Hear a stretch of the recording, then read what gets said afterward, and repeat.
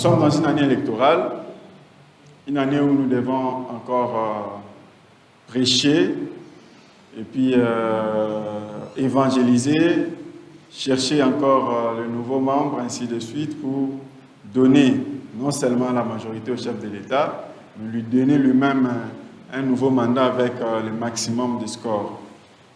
Telle est la raison pour laquelle le jeudi passé, nous vous avons promis de parler de l'organisation, fonctionnement du parti, mais nous avons ajouté idéologie parce qu'il n'y a pas une organisation et un fonctionnement d'une structure sans l'idéologie. Tout cela fonctionne sur base de la pensée maîtresse d'une structure qui est l'idéologie. Voilà. Nous allons introduire, veuillez nous excuser, après l'introduction, nous allons parler de l'organisation et fonctionnement même des organes du parti, et après nous parlerons de l'idéologie et quelques éléments seulement du projet de l'UDPS.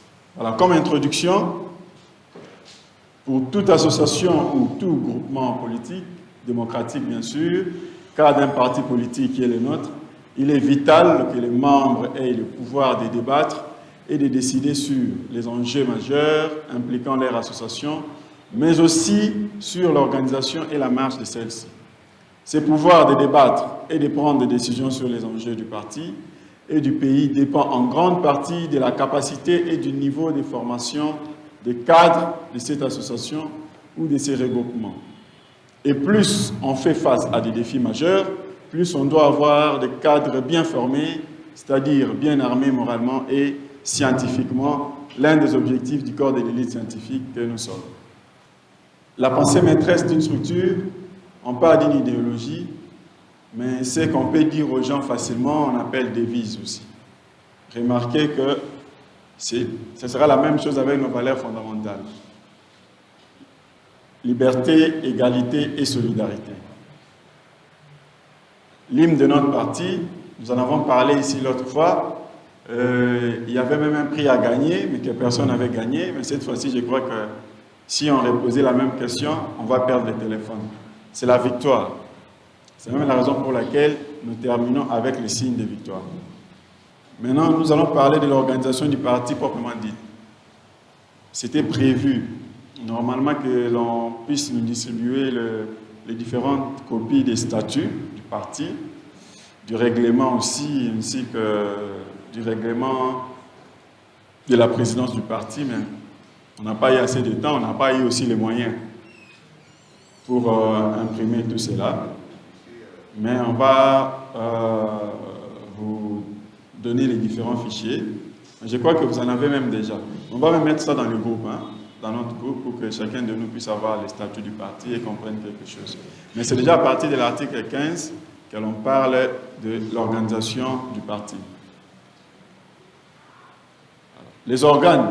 Au niveau de l'organisation du parti, nous avons deux organes. Les organes nationaux et les organes de base. Alors, les organes nationaux, on a dit c'est à partir de l'article 15, c'est-à-dire de l'article 15, lorsqu'on descend jusqu'à, je peux même dire à la fin de nos statuts, on parle de l'organisation et du fonctionnement du parti.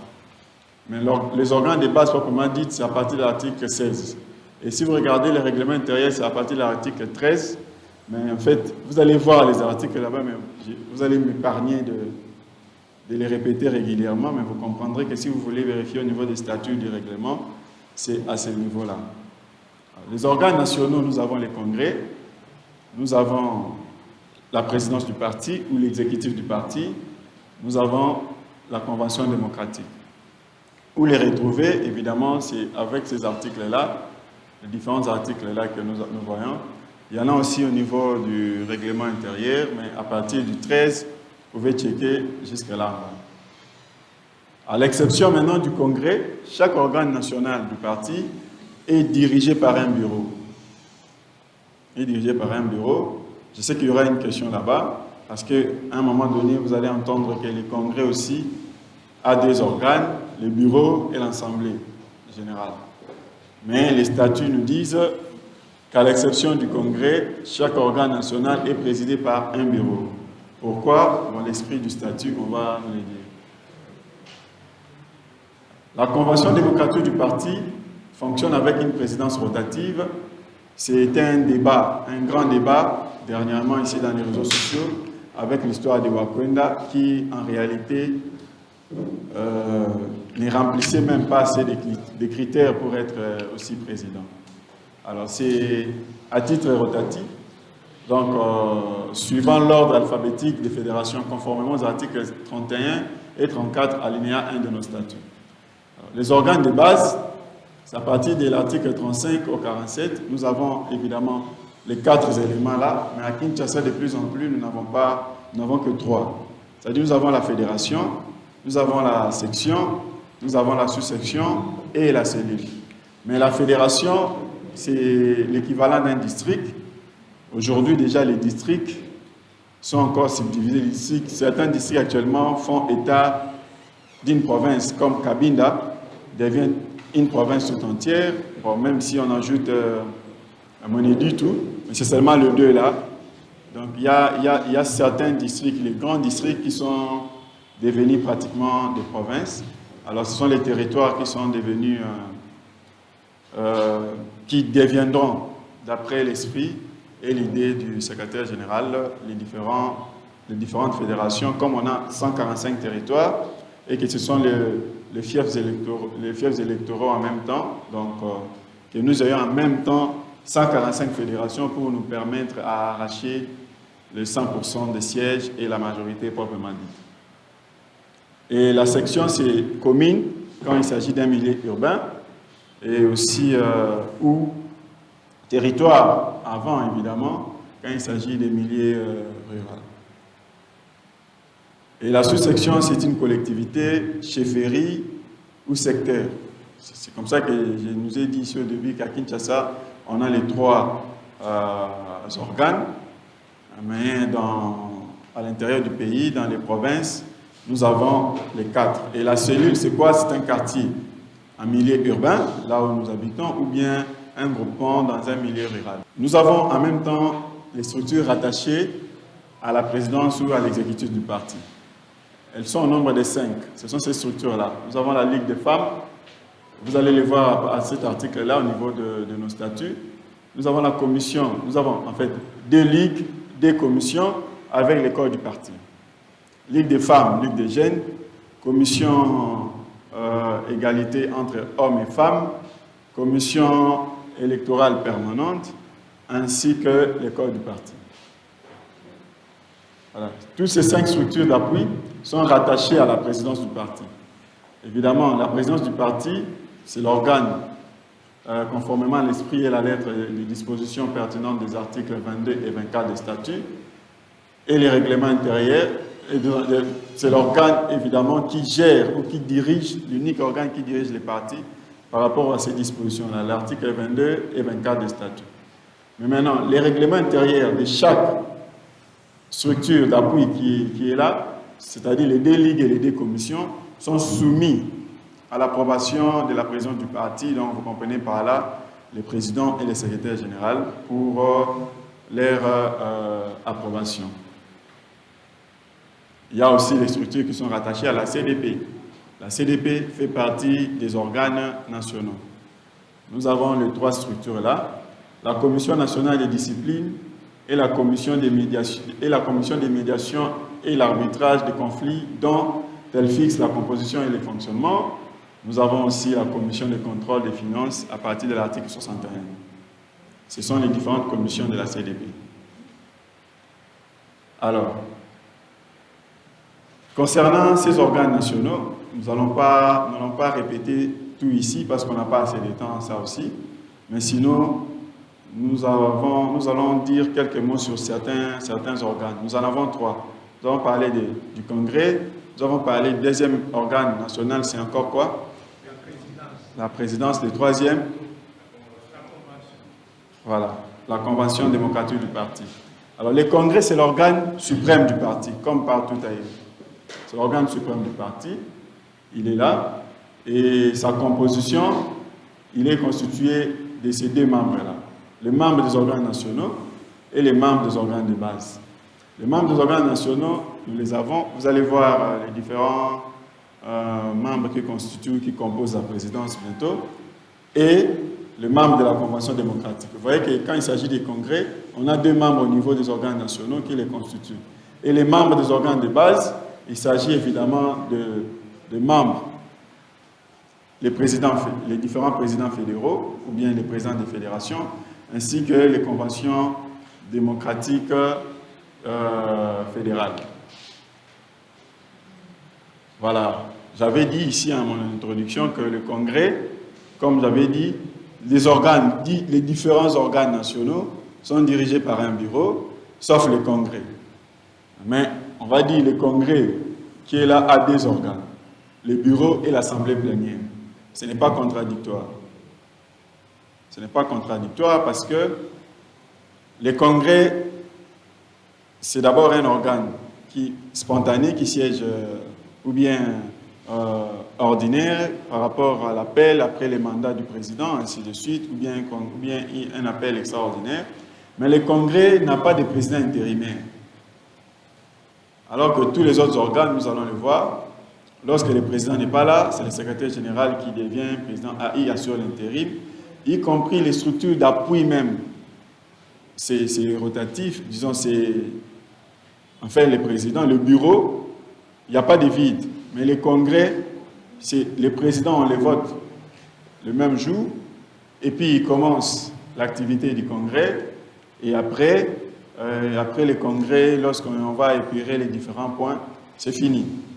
Donc s'il arrivait que le président, c'est pas encore arrivé, mais mourait pendant le congrès, on vote un autre congrès, parce que ce sont les matières très sérieuses. On n'a pas besoin de parler d'un intérimaire pour voter un président du parti, ou par exemple pour élire un candidat président du parti, ou peut-être pour amender nos statuts.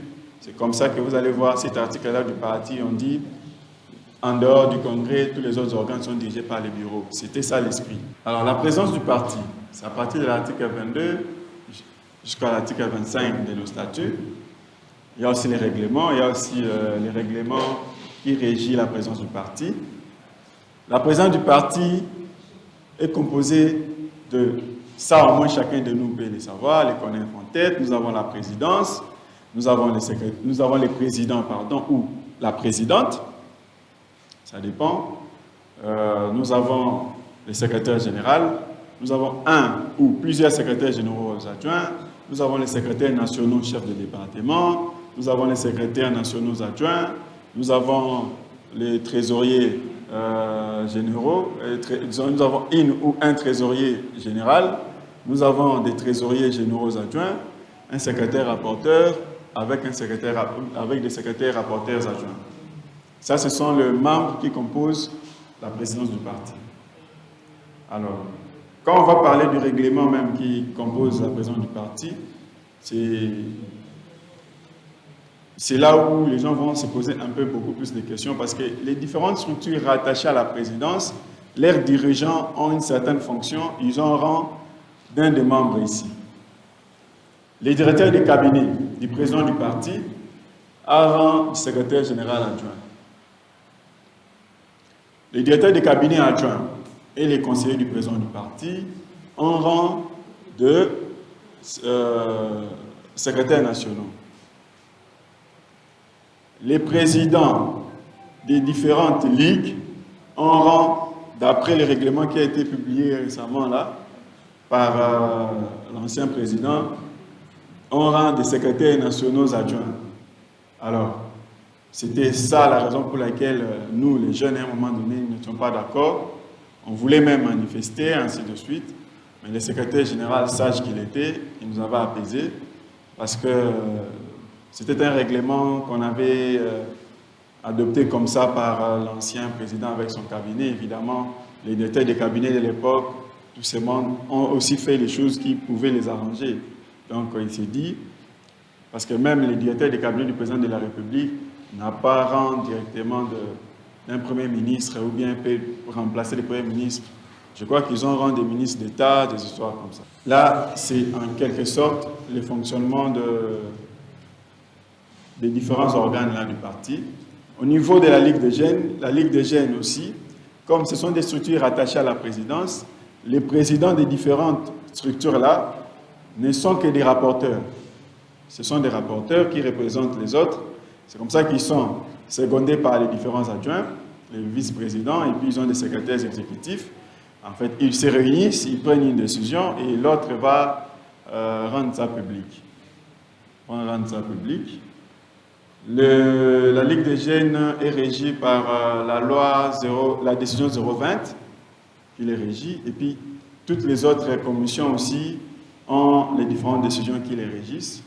Bon, mais les fonctionnements est presque les mêmes, comme la Ligue des jeunes, comme les autres aussi, sauf peut-être le code du parti, parce que le code du parti a une certaine spécificité, la formation, mais c'est pratiquement la même chose, ou disons, la même mosaïque, en ce qui concerne le fonctionnement.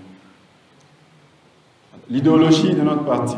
On avait dit que nous allons voir, c'est pratiquement la même chose avec notre devise. Notre devise, c'est encore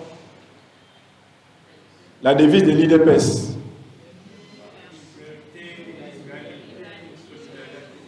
Présent? Liberté, égalité et solidarité. Voilà.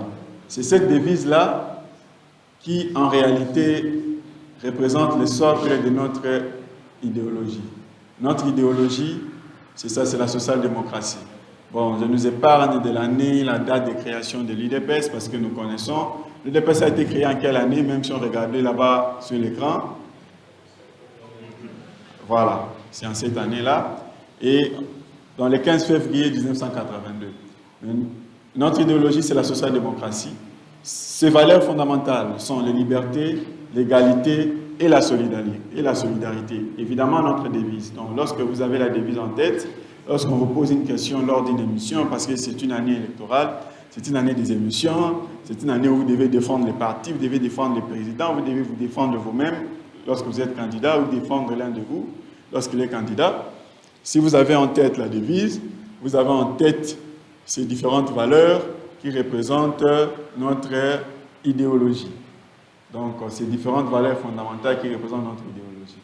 Alors, ce sont ces valeurs qui nous poussent à défendre la justice sociale, et ce sont elles qui fondent notre conviction pour l'instauration d'un état de droit.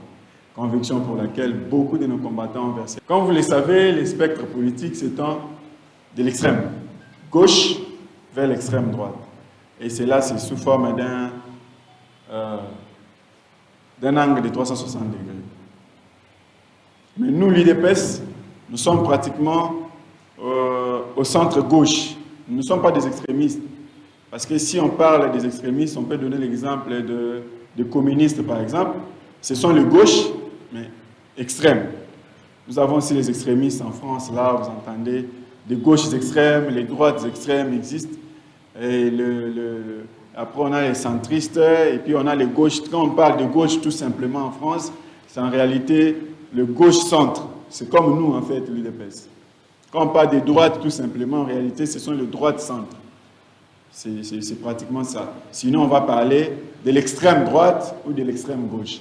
C'est en réalité ces sphères-là. Alors, nous sommes ici. Nous, l'UDPS, nous sommes là. Maintenant, étant membre de la grande famille de la social-démocratie, où nous assurons même actuellement la vice-présidence internationale et la vice-présidence, la première vice-présidence au niveau africain, nous sommes au centre, là nous l'avons dit, et puis nous mettons ensemble la responsabilité et l'initiative, nous l'avons déjà dit précédemment. En effet, notre vision est celle d'une société démocratique. Qui a déjà lu le projet de société ou l'idéologie de l'UDPS? Le projet de société de l'UDPS est sorti de notre idéologie parce que notre vision est celle d'une société démocratique. C'est la vision de la social-démocratie, de tous les socialistes démocratiques du monde entier. Celle d'une société démocratique, apaisée, matérialisée par un état de droit stable, sûr et prospère.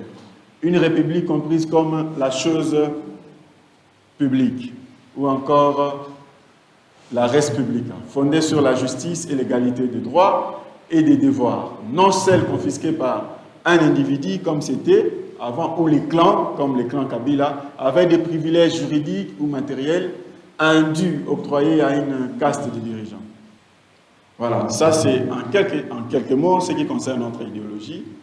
Alors voilà, nous sommes dans une année électorale. L'objectif de cette matinée d'aujourd'hui est de connaître notre parti et de nous défendre à la télé, de défendre notre parti, de connaître notre idéologie, mais d'avoir l'idée maîtresse de notre projet de société.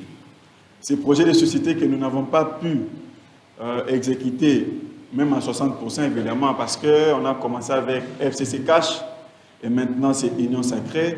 Ce sont les amis et non les enfants de la maison. Donc, ce sont des négociations, ils viennent, on doit s'attendre. Telle est la raison pour laquelle nous devons donner cette fois-ci la majorité des enfants maison, la majorité au chef de l'État, pour que l'UDPS ait la primature, parce que lorsque nous avons la majorité, le président de la République a promis lui-même au secrétaire général de l'UDPS que si nous avons la majorité, nous aurons la primature.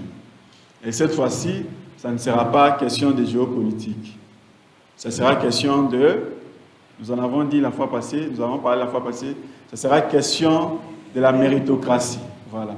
Vous avez donné combien, vous aurez combien. Alors, quelques éléments du projet des sociétés de l'UDPS pour la RDC. Comme nous l'avions vu concernant notre idéologie, l'UDPS veut instaurer en RDC un état de droit qui favorisera notamment les éléments que nous allons dire. Comme partout dans le monde entier, la social-démocratie est basée sur ça. Installer un état de droit. Bon, maintenant, cet état de droit-là va favoriser notamment ces éléments ici. Le développement, la justice sociale, le respect des droits humains, l'autorité de l'État, la disparition de la corruption, je sais que les profs aiment bien ça, la justice civile et la justice pénale, la bonne éducation des enfants, la création des emplois. Pour y arriver, l'UDPS travaillera plus sur les axes suivants, sans négliger les autres axes évidemment. Au niveau politique, garantir la démocratie, garantir l'état de droit, améliorer l'image de la politique auprès de la population congolaise, améliorer l'image du pays à l'extérieur, entretenir de bonnes relations avec les pays amis. Au niveau économie et finances, assainir l'économie du pays, améliorer le climat des affaires, assainir la gestion des finances, lutter contre la corruption, améliorer les recettes de l'État, créer des emplois en encourageant aussi les PME, petites et moyennes entreprises. Assurer une bonne organisation du secteur de l'économie à travers toute l'étendue du pays et s'assurer que les produits et marchandises sont distribués partout et sont accessibles à la population de tous les coins du pays. La matinée passée, le professeur Minengu a parlé de l'intégration, de l'objectif, ou bien les avantages de l'intégration du Kivu dans les systèmes économiques. Évidemment, c'est l'un des objectifs parce que plusieurs de nos provinces vivent en îlot, en indépendant. Et même les provinces qui produisent, c'est pratiquement extraverti. Ils vendent aux pays voisins, évidemment parce que nous manquons beaucoup de moyens, beaucoup d'infrastructures qui peuvent permettre à ce que ce que nous produisons au niveau à l'intérieur de notre pays puisse parvenir dans d'autres provinces voisines, des autres provinces, et aussi ici à Kinshasa. Alors, travailler avec méthode et avec une bonne planification sur les infrastructures pour désenclaver les pays, organiser des sociétés régionales bien sûr, c'est comme ça vous allez voir l'un des objectifs ou l'une des grandes motivations qui ont poussé évidemment le président de la République à lancer les 144 territoires. C'est ça en fait. Il est en train de lancer, de mettre en pratique notre projet difficilement bien sûr, mais il les lance. Parce que les 145 territoires, c'est au niveau local, on va construire au niveau local, on va faire les choses au niveau local, on va essayer d'implanter les sociétés au niveau local, les sociétés de transport au niveau local, tout cela pour garantir évidemment les transports et les déplacements des personnes et leurs biens à travers tous les pays. On peut quitter ici vers Congo central facilement, mais pour quitter ici vers le Kivu, s'il n'y a pas d'avion, c'est compliqué. Alors qu'on peut avoir aussi les moyens fluviales et puis ainsi de suite pour atteindre n'importe quelle province de notre pays. Au niveau social, ou dans les domaines du social, nous avons... Ça, c'est pratiquement le socle de notre politique, car notre parti s'appelle Union pour la démocratie et le progrès social. C'est comme ça que les combats de l'UDP s'orientent principalement pour le soutien du social. Nous pouvons subdiviser le social en deux. Donc, au niveau de l'emploi, nous pouvons prendre quelques exemples. L'UDPS peut faire tout pour que les travailleurs du Congo aient de bons salaires. Parce que lorsqu'on a un bon salaire, on a un bon rendement, ainsi les travailleurs ont une motivation. L'UDPS peut aussi renforcer les lois qui protègent les travailleurs. Vous avez entendu, vous avez appris dernièrement au niveau du Conseil des ministres, on est en train de travailler sur tout ce qui est sous-traitance pour essayer de voir dans la mesure du possible comment protéger les travailleurs, comment protéger aussi le peuple congolais qui sont jusqu'à aujourd'hui journaliers, ils ont fait les 6 mois, une année par-ci par-là. C'est l'un des objectifs du président de la République parce que, évidemment, c'est un projet de société qu'il est entré, qu'il doit défendre, qu'il doit appliquer, qu'il doit mettre en place. Parce que jusqu'à preuve de contraire, le président de l'Union pour la démocratie et le progrès social s'appelle, voilà, c'est lui qui est le président jusqu'à preuve de contraire. Donc, on n'a pas élu un nouveau président et on n'aura pas un nouveau président tant que Fachi Béton est là, tant que Fachi Béton est notre président. UDPS vive. Bon, évidemment, c'est la démocratie, mais il y a évidemment certains articles qui ont été conçus avant l'accession de l'UDPS au pouvoir. C'était beaucoup plus des articles conçus dans la lutte. Et c'est comme ça aujourd'hui, nous appelons le président de la République comme haute autorité de référence du parti, parce que la Constitution lui interdit d'interférer directement dans les affaires du parti, mais les statuts du parti ne lui interdisent pas. Et puis, si la Constitution aussi n'interdisait pas, il serait le président. Non, il allait agir jusqu'à aujourd'hui en plein pouvoir comme Cyril Ramaphosa. Nous connaissons que Cyril Ramaphosa est en même temps président de l'ANC. Il siège, il donne les directives, il nomme, et parce que la constitution de son pays ne lui en interdit pas. Les logements, nous avons, dans notre projet de société, l'IDPS peut faire au niveau du pays les logements qui constituent un grand problème évidemment pour la majorité des citoyens. Alors, les Congolais doivent vivre dans de bons logements car les Congos disposent des espaces pour se faire. Ainsi donc, nous pouvons donner quelques exemples de la politique en matière de logement. L'IDPS va élaborer une bonne politique de logement pour les pays. Les types de logements que les partis peuvent évidemment initier lors des conseils des ministres, ainsi de suite, si nous avons évidemment la primature, bien que déjà nous sommes au pouvoir, mais là, tous les ministres de l'urbanisme, tous ces ministres-là, ils appliquent aussi leur propre politique à un moment donné, en dehors d'appliquer la politique du chef de l'État, parce qu'ils veulent rester, ils veulent persévérer, ils veulent continuer, ils doivent aussi nourrir, engager les membres de leur parti. Ce sont des alliés, mais après 2023, si nous ici, et que le peuple congolais donnait la majorité 100% chef de l'État, la primature revient à l'UDPS, en dehors des autres institutions de la République, nous allons appliquer notre projet de société amplement, et peut-être cette fois-là, on peut même atteindre 80%, voire 90%, pourquoi pas, de notre projet de société. Les types de logements, nous avons les logements privés, les logements sociaux, les camps, les appartements, les homes pour étudiants. Nous aurons les Jeux de la francophonie. Vous voyez que nos homes, là, réhabilités par les chefs de l'État, peuvent ou vont constituer en même temps des logements de certains visiteurs, de certains touristes qui vont venir pour les 10 Jeux de la francophonie. Exigence de la qualité, nous devons voir les logements qui ont la solidité, qui ont le nombre de pièces qui correspond évidemment à chaque famille. Ce n'est pas chambre-salon pour une famille où on a 10 enfants. Et puis les conditions d'hygiène sanitaire ou les conditions sécuritaires doivent être réunies. les exigences des plans de l'environnement aussi. Nous devons appliquer les lois en matière de logement qui sont garanties à déposer à la banque pour le respect des préavis. Ici, lorsqu'on donne la garantie, c'est bon au bailleur, mais le jour où on veut quitter, le bailleur vous dit il faut attendre que je puisse trouver un autre client, un autre preneur. Et pendant ce temps-là, vous devez chercher la garantie ailleurs pour trouver un logement et on est dans le stress alors que la garantie locative constitue une sécurité. Partout ailleurs, là où, je crois qu'en Belgique, là où on a des Belgicains, on a des profs, les gens qui ont voyagé, qui ont peut-être même des familles de l'autre côté, la garantie est versée à la banque.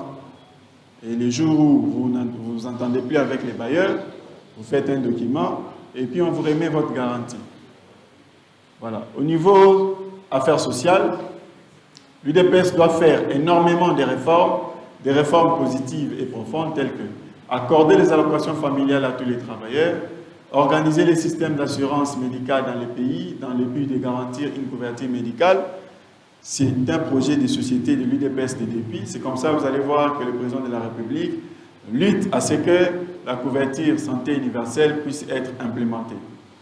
Et d'ailleurs, l'un de ses conseillers spéciaux qui assurait ces tâches tout près de lui, c'est celui-là qui a été élevé au rang de ministre pour bien implémenter cela. Et d'ici là, ceux qui sont là dans les différentes structures là, de couverture santé universelle verront que certaines activités seront déjà lancées. Et d'ailleurs, on a même déjà fait l'essai avec la maternité gratuite.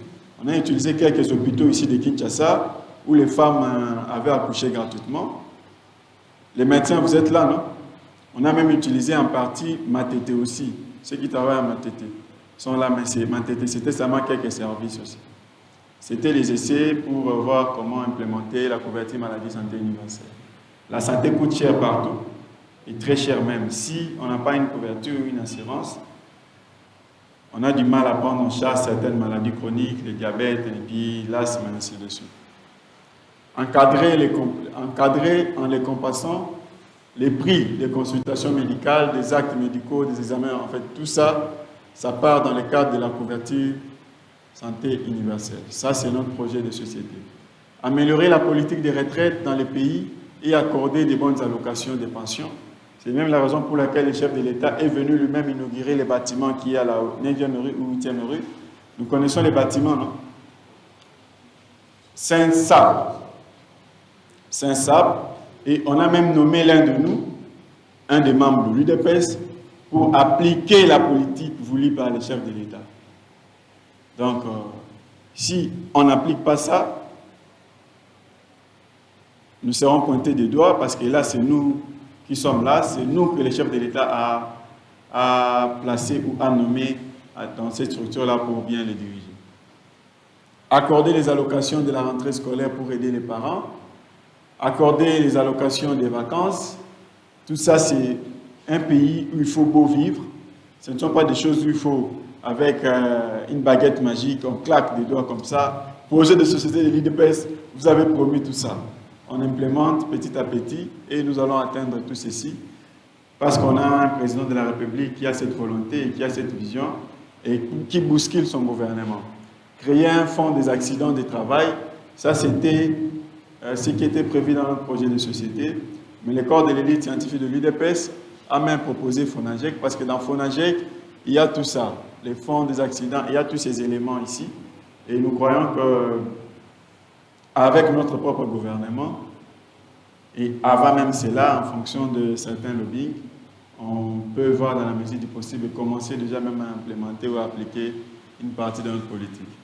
Accorder un revenu minimum aux familles les plus démunies, un minimum vital ou revenu minimum pour l'insertion.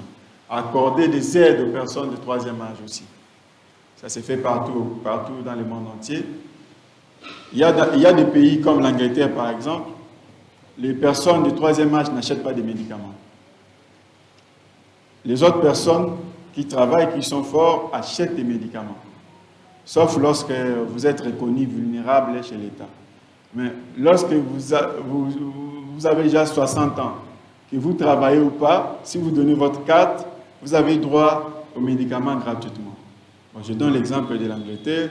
J'y étais, mais le professeur, je crois que j'ai appris qu'en France, l'Europe, voilà, c'est ça aussi. Donc, oui, c'est ça. Les payer, c'est tout ça. Quand on met la SINSAP, la solidarité, la SINSAP, les fonds, les caisses, toutes ces histoires-là, ce sont des taxes, ce sont des éléments. Ici au Congo, on a beaucoup d'argent que nous perdons. Parce que si vous voyez là dehors, chacun a parqué comme il veut. Mais si on commence à payer les taxes même de parking, vous verrez qu'on va parquer dans les normes, on va essayer de parquer là où il faut. Et ailleurs, lorsque vous parquez mal, on va venir, on appelle ça Mukanda, un document, voilà, on va d'abord plaquer. On ne va pas vous suivre, mais le document va vous suivre à la maison.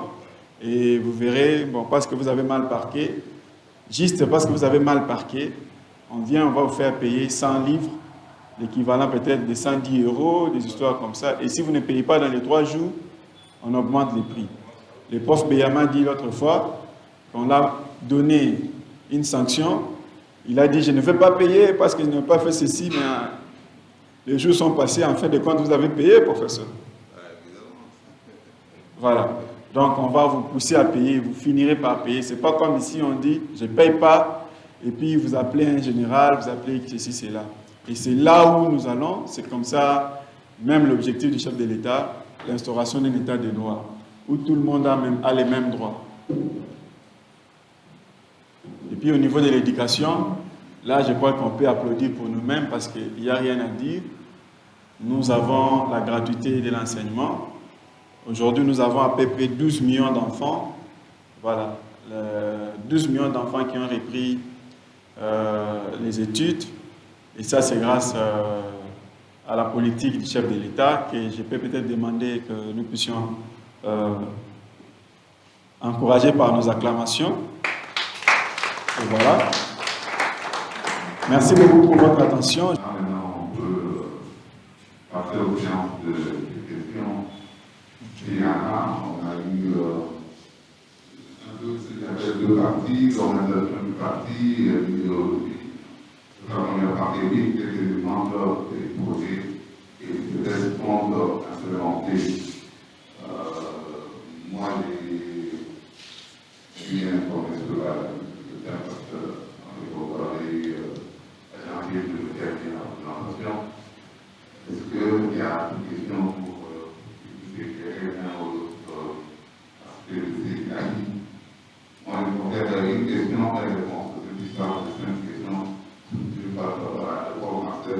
De transmettre ce projet de société-là aux candidats potentiels, et cela à tous les niveaux, parce que ça va être en quelque sorte une feuille de route pour leur préparation de campagne. Donc, dites-nous un peu où est-ce qu'on en est avec le projet de société, entre guillemets, actualisé. Et je voudrais aussi, parce que vous nous avez rappelé beaucoup de choses que nous commençons à oublier, peut-être que c'est mieux, même si on est dans la nouvelle technologie, qu'on puisse avoir des documents, notamment sur les statuts, le règlement intérieur de l'art. De temps en temps, on peut y jeter un coup d'œil et se remettre beaucoup de choses. Merci beaucoup. C'est les mêmes projets de société qu'on appelait le peuple d'abord. Évidemment, amendement, c'est-à-dire l'actualisation. Oui, parce que les projets de société qui est ressorti en 2011 et les projets de société que le professeur Béa a mis dans votre groupe, parce que j'avais pris les projets de société, le projet de société du candidat Félix Tshisekedi. J'avais remis ça au professeur Béa. On en a même scanné. Je crois qu'il peut encore...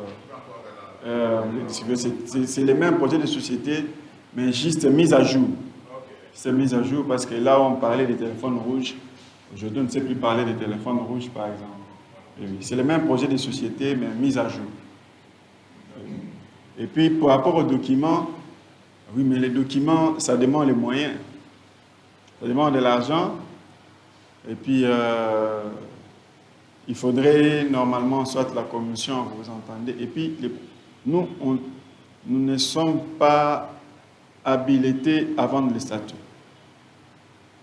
Ni les règlements, ni tout ça. Bon, il faut demander l'autorisation pour polycopier. Ça, c'est quelque chose d'important. Mais la version électronique, déjà, on peut vous la disponibiliser. Parce que tout ça, parce que même le projet de société du candidat Félix, nous l'avons mis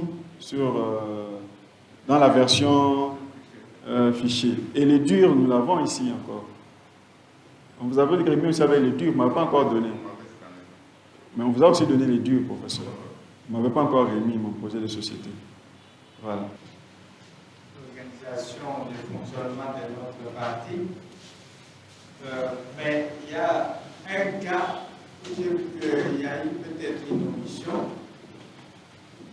Les objectifs au niveau de l'économie. Économie. Ce qu'on fait au niveau de l'économie, vous avez parlé seulement de l'assainissement, si c'est des finances publiques. Je montre. Okay. Mais ce qui est beaucoup plus important que vous avez oublié, c'est le développement économique, le développement accéléré. Parce que le président de la République a réalisé des performances inégalées au niveau national et au niveau mondial. Je suis prof, je dois être très objectif. Je peux les retours. C'est-à-dire quand on a connu la Covid, tous les pays du monde sont entrés en récession, sauf deux pays, la Chine et la RDC. Ne sont pas entrés en récession. Et ça a été reconnu même par le Fonds monétaire international. Sorry pour ça, j'ai cherché la page. Je n'ai pas compris. Vous avez dit, on a parlé que de l'assainissement. On n'a pas parlé du développement accéléré. Si, on en a parlé en dehors de cette présentation ici. On en a parlé, le développement. Un développement vraiment Oui. accéléré maintenant. Au moins 6%, c'est ce qui tombe même sur les finances publiques. Ok. Et en Afrique, nous sommes les premiers à avoir été. Voilà, c'est ça.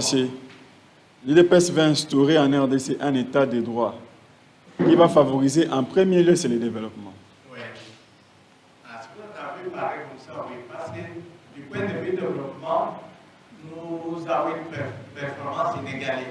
Par le passé, on avait toujours ce que nous disons taux de croissance négatif, PIB négatif, on reculait. Mais maintenant, on monte même pendant la crise. Nous dépassons tous les pays. Et dans un pays qu'on peut comparer au nôtre, c'est que la Chine. Merci. La partie qui concernait les projets de société, l'UDPS, les grandes articulations de ces projets de société, mais il y a encore un problème qui demeure. En fait, ça, c'est l'idéal, ce que nous voulons. Mais comment on va l'appliquer? C'est là le problème. Il y a un problème. Ce n'est pas dans un contexte politique, de coalition, de ceci, tout ça, que nous arriverons à appliquer les projets de société de l'UDPS. J'ai répondu tout à l'heure sur la question du prof Kassoko. Il ne s'agit pas de développement. On n'en a pas encore connu. C'est la croissance économique qui est vraiment inégalée. Et ça, on est encore au niveau macroéconomique. Les indicateurs se sont améliorés. Malheureusement, les indicateurs de développement sont au rouge dans notre pays. Je suis en train de préparer à mon tour, ici là, une matinée, nous allons parler de l'évolution des indicateurs macroéconomiques face aux indicateurs de développement. Il y a vraiment un problème. vous entendez certains opposants vous dire le régime a créé des millions de morts. Il ne faut pas être indifférent. Il ne faut pas être indifférent. C'est-à-dire, quand on crée la croissance, comme nous en avons eu l'année passée, nous sommes à 8,5%. Mais qu'est-ce que cette croissance a amené en termes d'amélioration des conditions de vie? Le problème que nous avons, c'est le problème de la redistribution des revenus qui se pose encore. Je crois que l'ère du bilan commence à arriver. Et quand nous ferons le bilan même de la première mandature du chef de l'État, il va falloir que nous soyons aussi beaucoup plus concrets par rapport à notre projet de société. Justement, comme l'a dit notre collègue Prof. Tchenda, qu'il s'agit du problème du développement et pas de la croissance, mais quand on parle de développement, l'élément moteur essentiel, c'est la croissance. Le développement, c'est quand on a trouvé la mutation de structure.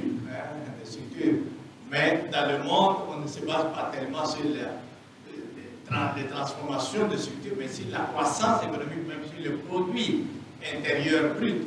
Quand on dit que la Chine va devenir la première puissance mondiale, on regarde justement l'évolution de son produit intérieur brut. Alors, c'est par là que, justement, la Chine va devenir la première puissance à l'échelle mondiale et qu'on voit qu'avec l'évolution aussi de notre pays, le Congo peut devenir aussi la première puissance à l'échelle africaine. Mais pour ce qui est justement de la distribution, nous sommes tout à fait d'accord que, mais n'oublions pas qu'on nous donne que ce qu'on a. Si vous n'avez pas grand-chose, vous n'allez pas distribuer. Parce que dans les temps, on ne faisait que régresser. Même les pauvres s'appauvrissaient et même les riches s'appauvrissaient. Mais maintenant, comme la production augmente, alors il se pose justement le problème de la redistribution. Mais nous voyons que la redistribution, au niveau des travailleurs et au niveau géographique, le président de la République a résolu d'abord le problème au niveau géographique. Parce que dans les temps, tout c'était dans les villes essentiellement à Kinshasa. Maintenant, nous voyons que justement, un budget important, c'est au niveau des territoires. Le problème de 145 territoires, c'est justement pour la première fois. Mais pour ce qui est peut-être de la politique salariale, c'est quelque chose, ce n'est pas quelque chose que le président peut changer du coup comme ça, même quand on fait le budget. Nous-mêmes, nous étions donc dans les commissions budgétaires au niveau de l'Assemblée. Non, ça c'est quelque chose qu'on doit changer progressivement.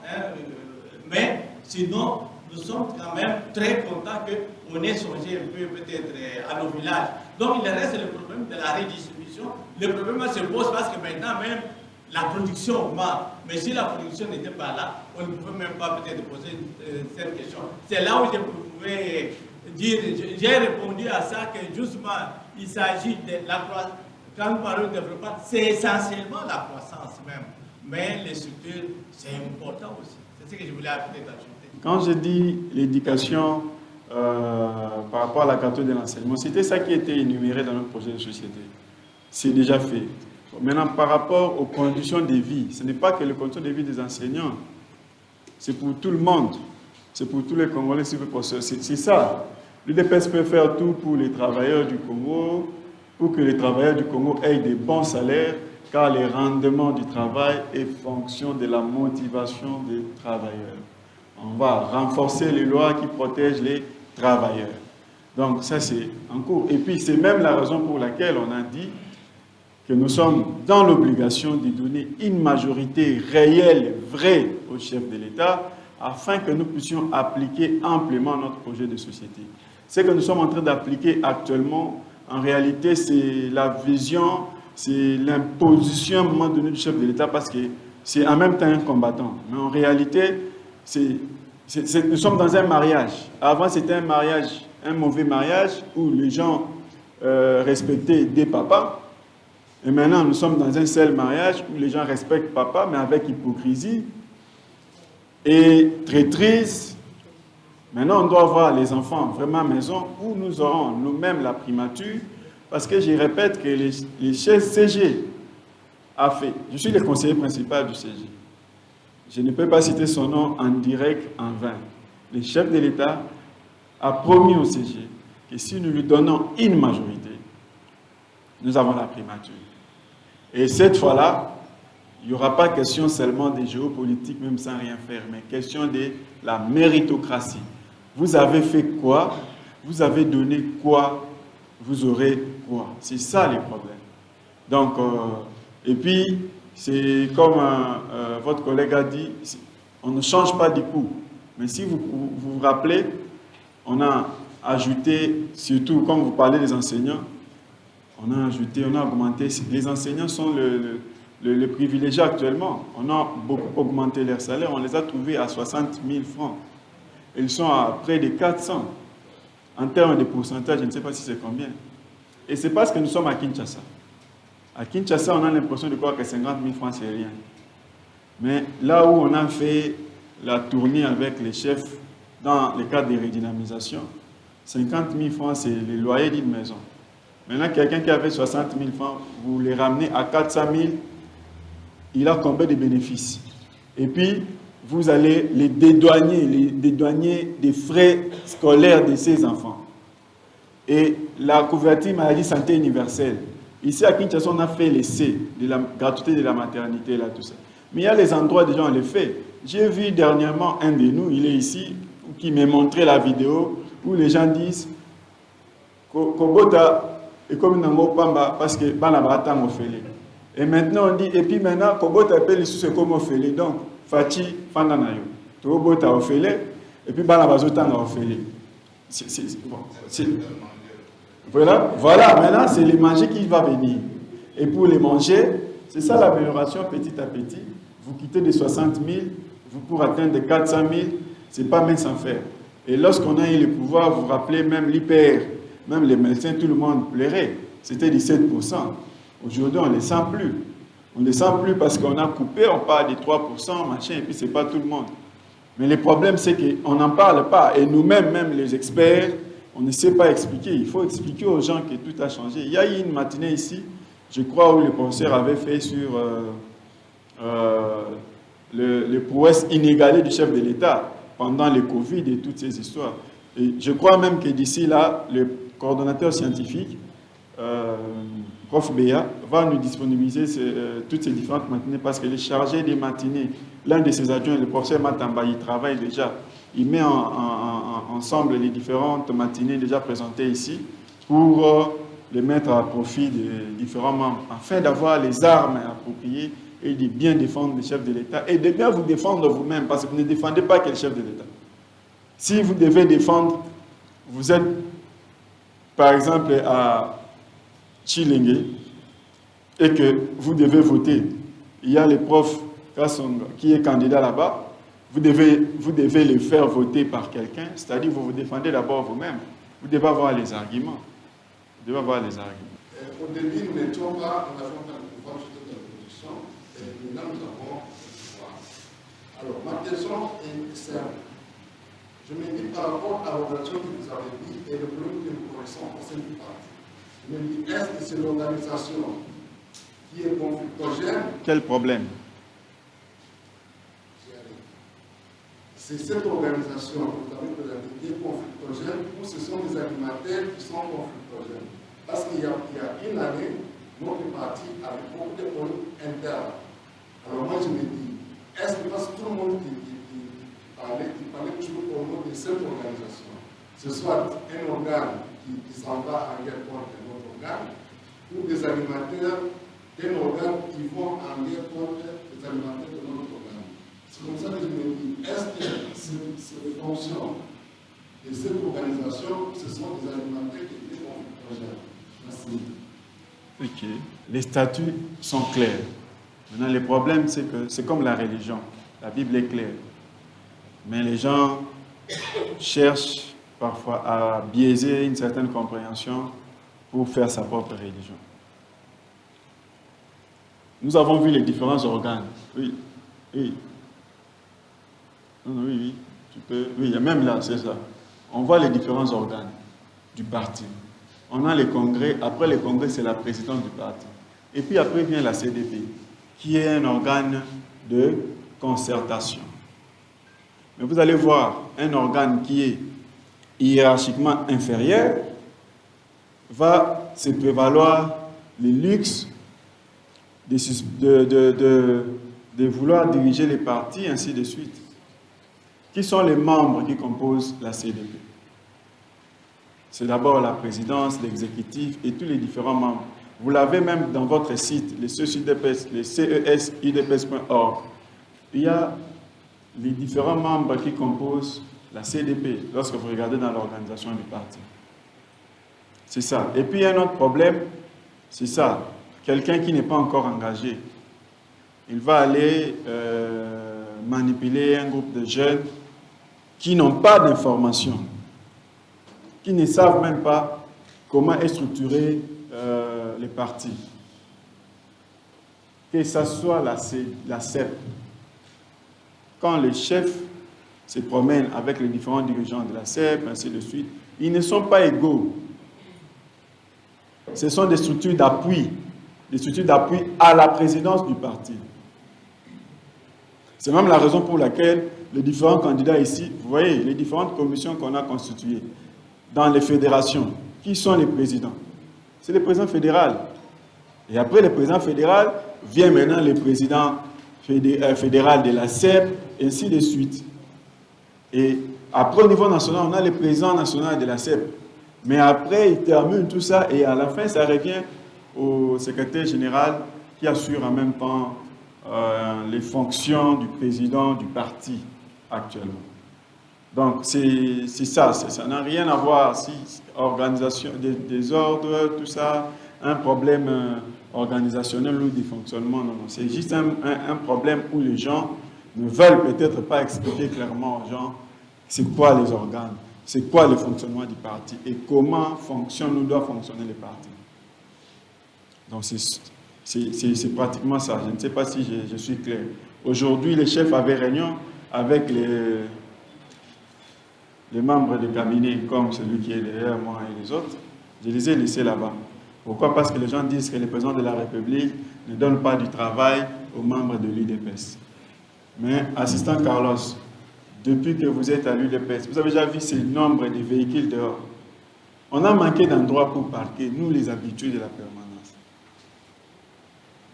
Pourquoi? Parce qu'évidemment, le CG François devait parquer, il a été convoqué. Les différents membres du cabinet ont été rappelés. Et la permanence était pleine des membres et l'extérieur plein des véhicules. Et ce n'est pas tout le monde qui est venu. Parce qu'il y a d'autres qui se sont excusés, parce qu'ils sont restés assurer les affaires courantes. Et là, ce ne sont que des cabinets ministériels. Et maintenant, demain, ou après-demain, ce sera ce dont on a envoyé dans les différentes entreprises. Et ce qui est drôle même, bon, je ne peux pas le dire parce qu'il y a les directs, les gens qui accusaient les chefs du parti de n'avoir pas donné le travail aux gens, les autres se sont retrouvés dans 2-3 listes. C'est-à-dire, ils demandent pour qu'on les change. Pendant qu'on les change pour aller ailleurs, ils n'avaient pas encore désactivé de l'autre côté et ils continuent à prendre là-bas 2-3 endroits. Mais c'est cette personne-là qui va s'élever, attaquer les partis, attaquer le président de la République, il a oublié l'UDPS. Donc, c'est ça. C'est un problème de moi d'abord ou rien. C'est ça. Pour que j'accepte qu'on engage les gens ou qu'on nomme les gens, il faut qu'on me nomme d'abord, moi, soft. Aussi longtemps qu'on ne m'a pas encore nommé, donc, ami, ce n'est pas combattant. Et combattant, c'est soft quand on le nomme. Aussi longtemps qu'on ne m'a pas encore nommé, donc, Joseph Mbouyi, le DG, le jeune DG de, je crois, Fonds de la jeunesse, Fonds de la promotion pour la jeunesse, n'est pas combattant. C'est ça le grand problème. Aussi longtemps que moi, je ne fais pas partie de la présidence, le professeur Marcel n'est pas combattant. Et on va les traiter de Tchika. Il y a même des présidents fédéraux, des fédérations de l'extérieur qui sont nommés. Hein. mais on va les nier ces privilèges d'être combattants parce que nous, on n'est pas combattants. Alors qu'on disait que l'IDP c'est partout. Si l'IDP c'est partout, donc c'est toi qui étais partout là. J'ai des questions à poser parce que je me rends compte que votre exposé c'est plus basé sur le statut du parti. Alors ma question... En fait, je n'ai pas parlé du statut du parti. Le statut est vaste. Oui. Je n'ai pas parlé de l'article 6 où on dit nous avons tous les mêmes droits, anciens comme... Et on a une seule catégorie de membres. Nous tous, nous sommes des membres effectifs. Donc là, c'est encore pire pour les gens qui disent on nomme seulement Bakuyakuyawana, on nomme seulement... Nous sommes égaux en droit et en devoir. Donc moi, j'ai juste parlé de l'organisation et fonctionnement.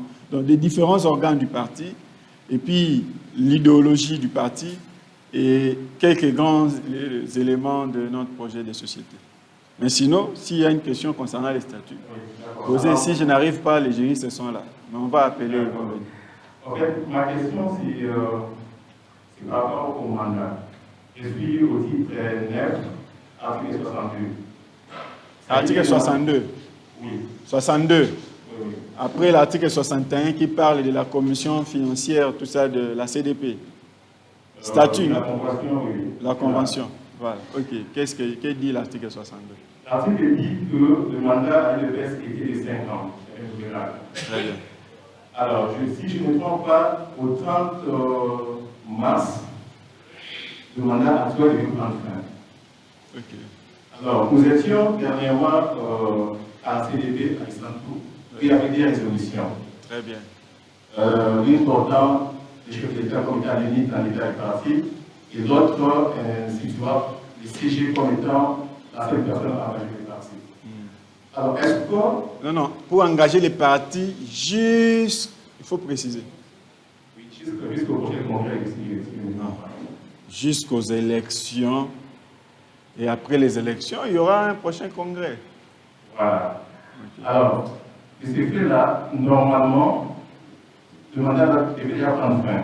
Est-ce que la CDP a résolu ces problèmes du mandat? Parce que nous sommes dans cette époque où il y a des débats, non, les CG ne peuvent plus engager les partis, parce qu'ils sont au mandat, parce qu'ils sont etc.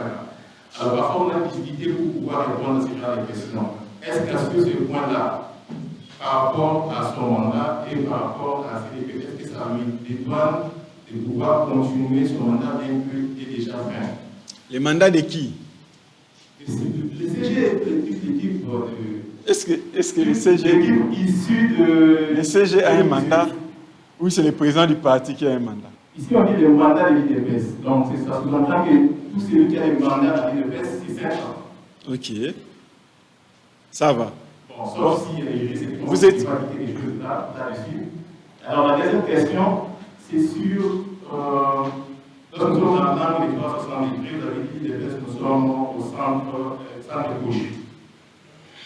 Ce que moi je voulais comprendre, ce que j'ai jamais compris, ça veut dire quoi? Quand on dit extrême droite, extrême gauche, les centres, ça c'est quoi? C'est ce que ça veut dire en fait? Quels sont les éléments qui différencient de ces trois courants-là? UDPS viva! UDPS viva! Viva!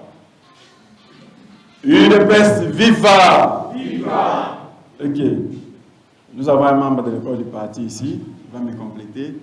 Bon, c'est quoi le rôle de la CDP? C'est pourquoi j'ai mis cet article ici.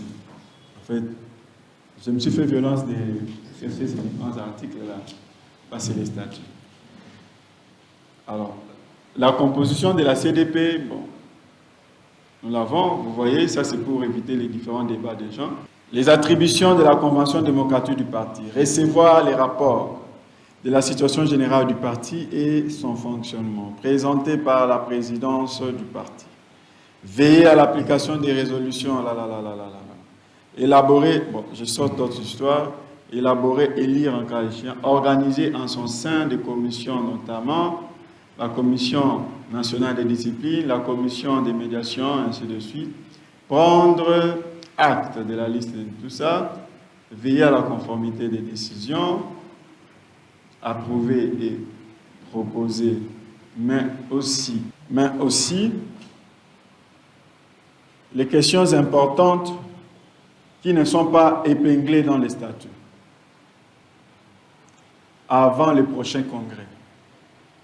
Et la CDP réunit tous les dirigeants, toutes les différentes composantes. Vous étiez à Kisantu. Et à Kisantu, vous vous réunissez parce que vous étiez devant un problème, un cas que les statuts ne parlaient pas.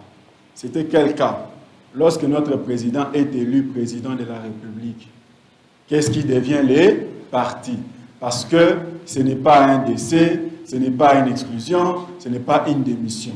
Et notre parti, comme tous les partis socialistes, le CG est le vice-président de la social-démocratie. Le président de la social-démocratie au monde, c'est qui? Le premier ministre espagnol. En fait, les statuts qu'on avait fait ici au Congo, là, c'est quoi, la constitution, c'était une constitution à un moment donné taillée sur mesure et sur Kabila, et puis les autres mosaïques qui voulaient aussi se retrouver un tout petit peu par rapport à l'UDPS. C'est ça en réalité. Donc, les présidents de la République, son parti, ses statuts, les textes du parti ne lui interdisent pas. Maintenant, ça ne lui interdit pas, il est élevé au rang du président de la République, mais les statuts du pays, qui est la Constitution, lui interdisent de venir, pas de rester membre du parti, ça c'est un, mais de venir animer une matinée politique, de venir faire les activités politiques du parti. Mais les statuts ou la constitution du pays là ne lui interdit pas de recevoir les membres, de parler en famille avec les membres du parti. Et d'ailleurs, même cette même constitution, certaines personnes appelaient l'ancien leur président comme l'autorité morale. On va entendre des noms, il a nommé Chadal. Bon, on ne voyait pas la Cour constitutionnelle parler. C'est-à-dire, c'est une jurisprudence, c'est tout ça. Donc, le président de la République reste président de l'UDPS. Mais seulement certaines de ses fonctions, il les a léguées aux dirigeants actuels. Et maintenant, nous sommes dans une circonstance où il devait convoquer un congrès. Il devait faire ceci, il devait faire cela. Les statuts n'en avaient pas parlé. Et les statuts se battaient bec et ongle pour avoir le pouvoir. Et quand on a le pouvoir, le deuxième combat, c'est quoi? Les conserver le plus longtemps possible. Et maintenant, pour les conserver le plus longtemps possible, c'est en chassant celui qu'on a présenté et de devenir président de la République pour conserver ses pouvoirs, ou bien en les conservant. On est des politiques partout au monde. Les dirigeants qui est élevé, qui prend le pouvoir, Maroc et tout partout là, les présidents chinois, ainsi de suite. On les conserve ou on les chasse? Si nous tous ici, nous voulons un jour devenir. C'est-à-dire, c'est lui qui doit rester président du parti. C'est comme ça que les congrès, toute la CDP qui s'est réunie à Kisantu, parce que ces matières-là, on n'a pas traité clairement sur ça. Quand on dit extrême droite, extrême gauche, ce sont les extrémistes. En réalité, c'est ça. En fait, l'extrême gauche, c'est quoi? C'est l'UDPS, mais trop extrême. Tu vois, en fait, quand on disait, je donne un exemple à l'UDPS, avant que je donne cet exemple-là, mais je sais que les experts vont ajouter quelque chose. Il y a certaines personnes qui disaient Bishode Tobunda Mingi. Bon, prenons les cas en dehors de ceux qui en réalité mentent. Baye Pekara récemment. Abundi Mingi pour Ayaka Mingi en permanence dernièrement, mais ce n'est pas qu'Abundi Mingi. Mais c'est lui-là qui est entre guillemets ancien. C'est en quelque sorte l'extrémiste. Parce que vous avez eu le pouvoir, vous voulez conserver le pouvoir, mais tu dis que Bunda Mingi, donc Yomoko en défolia, comme si c'est Yomoko qui doit encore voter le président du parti et conserver le pouvoir. Vous comprenez? Alors l'extrême gauche, au monde, les partis qui est connu comme l'extrême gauche, je crois que c'est seulement les communistes. C'est quoi c'est seulement les communistes? Alors, en France aussi, j'ai oublié le nom, je crois que c'est le parti de cette dame-là, Marie Le Pen.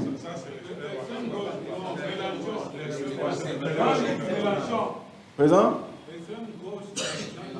Jean-Luc Mélenchon. Voilà, c'est Jean-Luc Mélenchon. Attention, il y a encore quand même un rudiment des communistes, de marché. Mais c'est pourquoi elle est l'extrême gauche. Voilà. C'est pourquoi elle est l'extrême gauche. Et l'extrême droite, c'est maintenant la dame, c'est ça que vous avez dit? La dame. Nous ne voulons pas des autres peuples ici en France.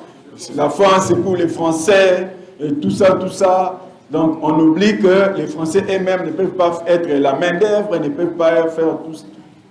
Je crois, c'est ça. Je ne sais pas si nous sommes ici entre nous, élites. Je crois que les experts peuvent expliquer. Oui, professeur. Oui, parce que quand même, il y a l'idéologie. Je crois que vous avez quelque chose à ajouter. Hein? Oui. Nous avons toujours, comme on dit en économie, hein, vous avez les libéraux, les capitalistes d'un côté, et vous avez les socialistes, les communistes de l'autre côté. Maintenant, on s'est défini. Hein, si on parle de l'extrême droite, donc ce sont ces gens-là vraiment qui sont dans le capitalisme vraiment, dans ce fondement. Et ceux qui sont dans l'extrême gauche, ils sont plus communistes. Maintenant, on avance, on arrive à dire non, il y en a qui sont au centre, centre gauche, centre droit, tout ça c'est en fonction de ces idéologies-là. Mais il faut faire attention, parce que les idéologies-là, on le voit sur le plan politique, mais sur le plan économique aussi. Quand vous prenez par exemple la Chine, actuellement, c'est un pays capitaliste, c'est un pays qui est dans l'économie du marché, mais sur le plan politique, le reste est un pays communiste. Donc il y a certains aspects, donc c'est par rapport à cela. Maintenant, vous voyez dans le fonctionnement de l'État, les gens qui sont à la droite, pour eux, il faudrait diminuer les dépenses de l'État, il faudrait éviter tout ce qui est social. Alors, ceux qui sont à gauche, pour eux, c'est plus le social. On doit augmenter les budgets, et ainsi de suite. Voilà, merci. Je commence aussi par la dernière série de questions. C'est la dernière série de questions. Voilà. Je disais que je félicite aussi les cordons pour sa présentation. Mais j'ai un petit souci. Je ne sais pas si j'avais mal entendu ou compris. Lorsque vous avez parlé du projet de société de l'IDPS, l'exemple que vous avez donné, moi ça m'a tiqué. C'est les logements. Lorsque vous avez parlé des hommes ou les gens de la francophonie, c'était un exemple. Ont habité là-bas. C'était un exemple. Ok. Moi, je suis très mal à l'aise par cet exemple-là du fait que lorsqu'on gère, Fayola a toujours dit qu'il faut prévenir. Les hommes-là étaient construits avant même que les gens de la francophonie arrivent. Les ministres du titel savaient qu'il y aura des gens de la francophonie, ils ont débattu pendant autant de mois, tout ça. Pendant que la construction des hommes ou réhabilitation a pris fin, les étudiants qui ont quitté Yakoma, Kabea Kamonga, et ainsi de suite, ils sont ici sans parents, ils attendaient à ce qu'ils puissent regagner leur home, parce que le chef de l'État avait pensé à eux. Mais là, quand on a pris la décision de ne pas loger d'abord les étudiants, attendre qu'il y ait les gens de la francophonie et y ait afin que les athlètes puissent occuper. Quand vous avez donné cet exemple-là, moi, je ne me sens pas vraiment, ça bon. Ok. L'UDPS va élaborer une politique de logement pour les pays. Les types de logements privés, social, camp, appartement, homme pour étudiant. C'est le homme pour étudiant. N'est-ce pas? J'avais dit ça. Et puis hôtel, etc.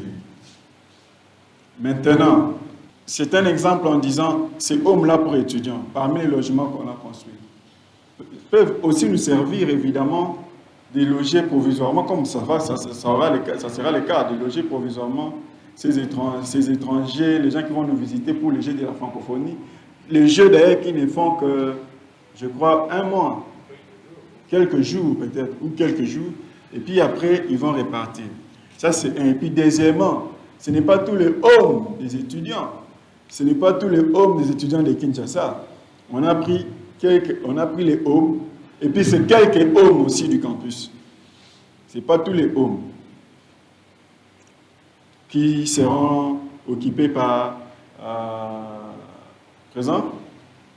qui seront occupés par les visiteurs là qui viendront. C'est ça. Et puis ce n'est pas la raison seulement des visiteurs qui avaient fait qu'on puisse sortir les étudiants, c'était pour réhabiliter. Et pendant la réhabilitation, on continue à réhabiliter, on a une activité qui arrive. Et pendant ce temps-là, seulement quand on va loger ces visiteurs-là, les 1 mois là ou les 1 semaine ou 2 semaines là, je ne sais pas, on va faucher les étudiants, donc je dis qu'ils sont venus de Sankourou et consorts. Ils sont déjà chez eux depuis, parce qu'on est en train de réhabiliter. Et on réhabilite même pour eux. Et parce que ces hommes vont recevoir les gens qui viennent d'ailleurs et sont des bénéficiaires, c'est avantageux pour eux parce qu'on va les mettre dans les conditions appropriées pour recevoir les visiteurs. Et quand l'étudiant sera là, il peut se prendre une photo et puis envoyer à son ami qui est aux États-Unis pour dire voilà, mon homme est semblable au vôtre. Cette matière si compliquée, il a pris le courage de le faire et il est en train de faire cet exercice. Voilà pourquoi je vais encore un peu clouer sur mon développement, puisque comme élite de l'IDPS, je suppose que nous devons beaucoup plus réfléchir pour l'IDPS et lui proposer. Et moi, je vais ici pour vous demander ce que vous pensez proposer suite à cet anachronisme, j'ai pu dire presque béant, puisque presque tout le monde le constate. Je n'ai pas entendu. Entre les tests, l'anachronisme. L'antagonisme. Anachronisme. Anachronisme. Une discordance, entre les tests et les faits politiques de l'IDPS. Puisqu'en loi, nous disons, les faits précèdent les lois. C'est quand on constate les faits qu'on peut maintenant établir les lois. Et maintenant, nous sommes dans un contexte où, au niveau des textes et les faits qu'on est en train de vivre au niveau du parti, il y a cet antagonisme, je dirais. Vous avez parlé ici du Congrès, qui est l'organe suprême, qui ne se convoque pas à tout bout de champ. Mais ici, nous sommes devant un fait où, depuis le dernier congrès de 2018, un président a été élu comme président du parti, qui nécessairement doit être toujours élu. Doit être. Dans les congrès. Et maintenant, là, nous avons un parti qui n'a pas un président, selon les textes, étant disqualifié par la Constitution de la République. Mais je vois que nous sommes tentés de pouvoir aussi traverser ces temps, aller au deuxième mandat, toujours pas sans avoir élu un autre président. C'est-à-dire les mêmes faits que nous avons connus. L'illégalité, l'illégitimité, va encore nous poursuivre. Qu'est-ce que les corps de l'élite comptent proposer à passer? C'est là ma préoccupation. Puisque si d'ici décembre, nous votons encore le président Fachi comme président de la République, il sera toujours disqualifié puisque jusqu'au mois de décembre, la Constitution ne sera pas revisitée. Il sera toujours président de la République et il ne sera jamais président de l'IDPS. Et nous allons au-delà avec un IDPS sans président. L'illégitimité et l'illégalité. Non. L'empêchement d'exercer, on rentre encore dans l'exclusion des membres. L'article 7 des statuts donne les contextes quand est-ce qu'un membre est empêché d'exercer selon les statuts. L'article 6, c'est tous les membres sont égaux en droit. Article 7, seuls les membres en règle avec les cotisations qui sont éligibles ou peuvent se représenter, voire même voter. La qualité des membres se perd lorsqu'il y a un décès, démission, adhésion à un autre parti politique, exclusion. Maintenant, un membre exclu, on écrit, quand un membre est exclu, là c'est au niveau du règlement, quand un membre est exclu, Il ne peut pas, voilà, tout membre exclu est frappé de l'interdiction d'engager les partis. Je ne vois pas tout membre élevé en dignité lorsque la fonction, tout ça, est interdit de tout ça engager les partis. En droit, vous-même vous dites que ce qui n'est pas écrit, ce n'est pas interdit. Cela n'était pas écrit. Oui, c'est ça votre préoccupation. Votre préoccupation est la suivante. Quant à quoi, en fait, peut-être que je n'ai pas bien compris. Vous voyez, par rapport à l'article 26, en cas d'empêchement, comme il n'était pas prévu, lorsque le président du parti est élu président de la République, la Constitution de la République lui interdit d'exercer la fonction du président du parti. Maintenant, pour l'IDPS, les statuts ne lui interdit pas. Mais son mandat court de 5 ans. C'est comme ça. C'est comme ça que Maître Dan nous demande. Parce qu'avec ça déjà, il y a eu des différends. Maintenant, les corps de l'élite peut proposer ou à penser quelque chose à proposer dans ce sens. Bon, il y a une jurisprudence, allons clairement. Le premier congrès de l'IDPS, c'est en quelle année? 2006. Deuxième congrès? 2018. Franck c'est mort en quelle année? 2017. Hein? 2017. Ok. Vous avez compris quelque chose? C'est-à-dire l'IDPS était déjà mort. C'est-à-dire, non, n'existait plus alors. Mais il me semble que on se dispute le fait même d'avoir adhéré avant 2010. Nabunda, je suis là, machin. Et c'est seulement quand on atteint l'objectif d'un parti politique d'accéder au pouvoir que l'on va se rappeler que après chaque 5 ans, on doit faire alors que même en 2018, ce n'était pas un congrès ordinaire. En 2018, c'était un congrès extraordinaire. Le congrès extraordinaire avait un seul point à l'ordre du jour. Parce que le président du parti était décédé. On devait élire un président du parti et désigner le candidat président de la République. C'est comme ça que cette fois-ci, d'ailleurs, on a un congrès qui a un seul point à l'ordre du jour, confirmer ce que Kisantou a dit en désignant le candidat président de la République. Et Kisantou et la CDP, c'est même ça son rôle, statuer sur les matières qui n'ont pas été dites, qui n'ont pas été écrites, et vous venez d'être là. Vous-même, les corps de l'élite, vous avez envoyé beaucoup de délégués. Ici, on a le prof Élysée, il était là, votre accompagnateur de la création était là, votre voisin de gauche était là, ils étaient là. Ils ont voté là-bas. Voilà. Les membres du corps de l'élite présents ici, c'est lui qui a expliqué la question comme je n'avais pas bien compris, était là. Il a voté ces 2 grandes décisions. Le professeur Élysée était là. Celui qui est là à votre gauche, qui avait aussi posé une question pareille à Pépé, était là-bas. Ils ont voté, ils ont félicité, et puis ils ont pris des photos. Parce que c'était conforme au texte, le rôle des congrès, le rôle de la CDP. Je ne sais pas si...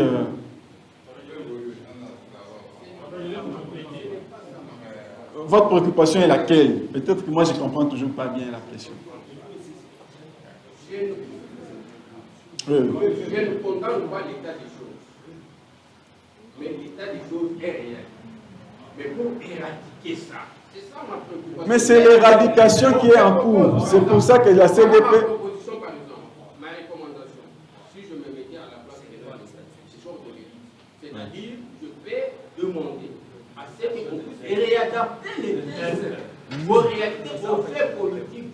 C'est-à-dire, là où on a toujours le président, ceci, cela, tout ça, on peut avoir un président et un vice-président. Et dire, par exemple, au cas où le président est élu, devient président de la République, les vice-présidents deviennent office, ceci, cela. Soyez rassurés, maître. Soyez rassurés, maître. Ça aura lieu. ça aura lieu. Ces congrès-là, pour adapter les textes, aura lieu. Mais ce congrès-là aura lieu après les 2 résolutions de Kisantu. Les 2 résolutions de Kisantu ont dit quoi? Les 2 résolutions de Kisantu ont dit ceci. Nous sommes dans une année électorale. Nous sommes dans le champ des batailles. Le CG doit continuer des redynamisations par-ci, par-là. On a des candidats ici. Vous-même, vous êtes candidat. Vous déposez des candidatures et puis on commence à préparer le congrès, la préparation d'un congrès ordinaire. C'est très difficile qu'un congrès extraordinaire. Le congrès ordinaire, quand on l'avait préparé en 2010, je me rappelle, je ne sais pas si les gens de NGT étaient ici, on a pris les années de temps parce qu'il faut faire des propositions, il faut faire tout ça pour introduire. On ne part pas en congrès sans préalablement ces matières qu'il faut modifier, les propositions, ainsi de suite. On ne viendra pas là dans les congrès. Bon, voilà, vous voyez comment on est devenu, on est au pouvoir, on voulait changer ça. Non, voilà, on a un congrès ordinaire, on avait mis en place telle commission, voici les propositions. On va plutôt modifier, amender ou supprimer ou annuler ou adopter les différentes propositions d'une commission qu'on a mises en place.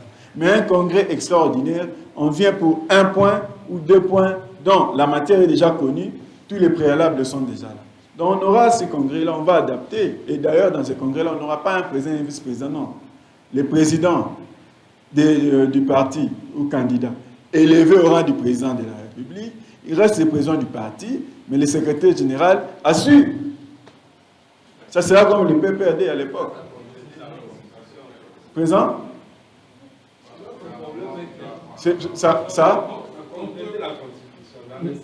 même jusqu'à aujourd'hui, nos statuts ne sont pas conformes, ne sont pas contradictoires. Toutes les lois du pays doivent être conformes. Pardon, j'allais dire qu'ils ne sont pas conformes. Là, d'ailleurs, c'est une erreur. Nos statuts sont notariés, légalisés.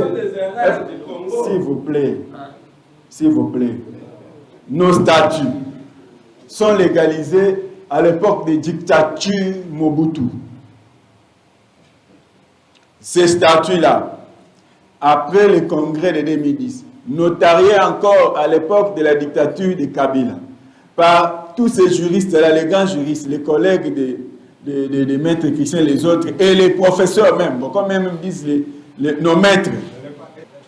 Je répète, les notaires sont censés connaître la loi, sont censés défendre la loi pour donner un document légal. Et d'ailleurs, même quand on donne les documents, tout ça est écrit. Ça, c'est un.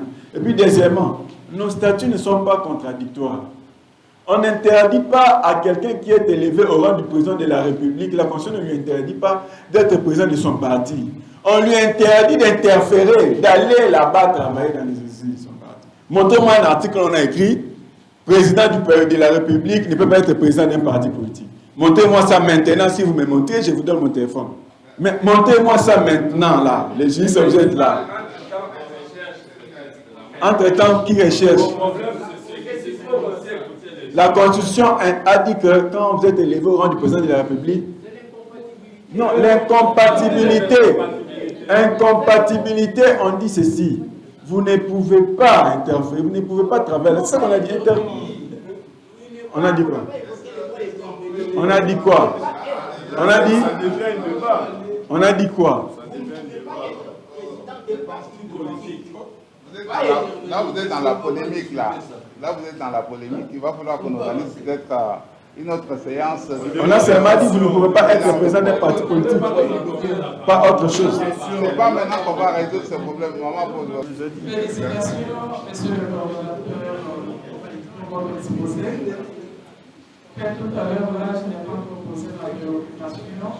Tout à l'heure, vous avez dit tel était le congrès, tel était le congrès, tel était le congrès. Curieusement, ce sont des hommes, hein, aucune femme. C'est une observation.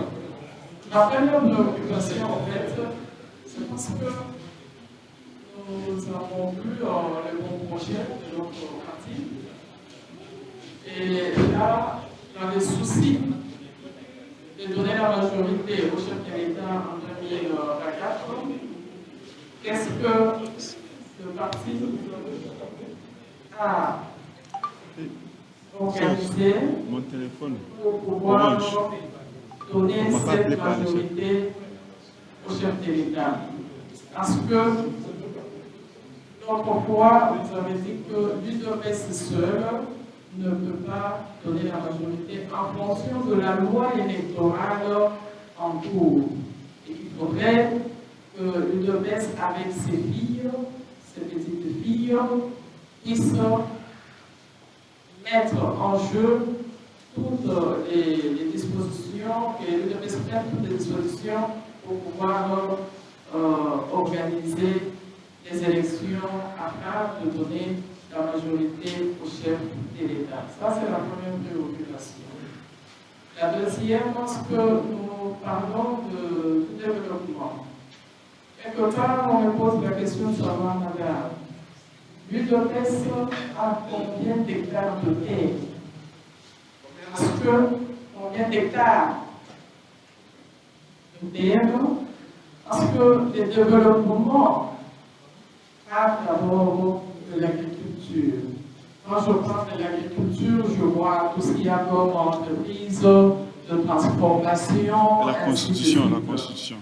À cette question-là, monsieur le coordonnateur, je ne sais pas.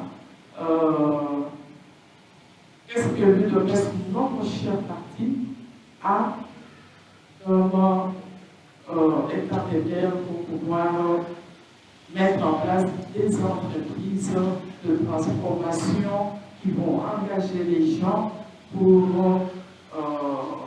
diminuer le taux de chômage. Merci beaucoup. La composition de la CDP, nous avons les députés nationaux, sénateurs élus sur la liste du parti, ministres et mandataires du parti, présidence du parti, président des comités fédéraux, président des conventions démocratiques fédérales, du président de l'école du parti, de la présidente de la Ligue des femmes, du président de la Ligue des jeunes, des personnalités à raison de 5 par province désignées par les présidents du parti. Maintenant, les gens qui étaient partis sont les mandataires du corps de l'élite. Le professeur Élysée était parti dans cette qualité-là. Et puis, nous avions aussi les visiteurs, les invités du secrétaire général, qui est au nombre de 2 seulement. C'est le vice-coordonnateur et monsieur l'assistant Carlos Calongi. Ils étaient dans la liste des invités, mais les recteurs, les différents secrétaires généraux, les directeurs d'ailleurs, les différents secrétaires généraux, la ministre, ça, et ils étaient là dans cette catégorie-là, dans leur fonction de mandataire. Donc, prochainement, nous allons demander au chef que vous puissiez faire partie de ces invités, peut-être. C'est peut-être ça. Bon, la question par rapport aux hectares. Nous sommes un parti politique. Nous n'avons pas mandat à avoir des hectares, tout ça, non. C'est même la raison pour laquelle, quand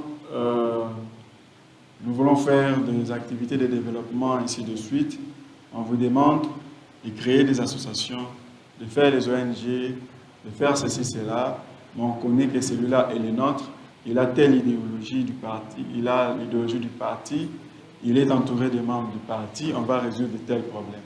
Mais avoir quelque chose de nous-mêmes, c'est même la raison pour laquelle les gens qui disent pourquoi UDPS n'aura pas une chaîne de télévision, tout ça, non, on ne peut pas avoir une chaîne de télévision UDPS, mais on aura des chaînes proches de l'UDPS, des chaînes proches du pouvoir. On a des sociétés civiles proches du pouvoir et des sociétés civiles loin du pouvoir, c'est ça. Maintenant, la première question, en dehors de votre regret, pour la majorité. Si, pour la majorité, je répète, que le secrétaire général nous a dit, lors des 2 ou 3 matinées, qu'il va présenter les candidats UDPS. Comprenez par là les candidats UDPS et des différentes plateformes, nos propres plateformes. Voilà.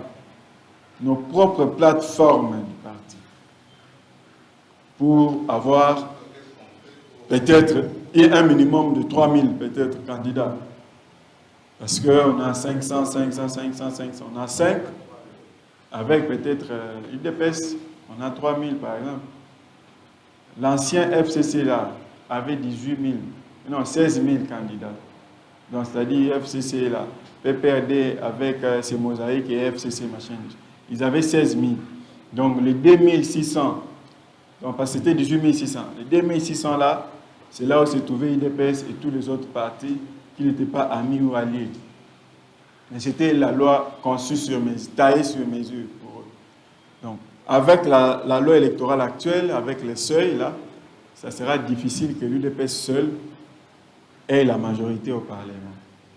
Et pour avoir la majorité au Parlement, pour avoir la primature, pour avoir les enfants vraiment à maison, nous-mêmes, on aura nos propres histoires. Et c'est le CG qui va présenter, en fait. Il va présenter ces différents candidats-là.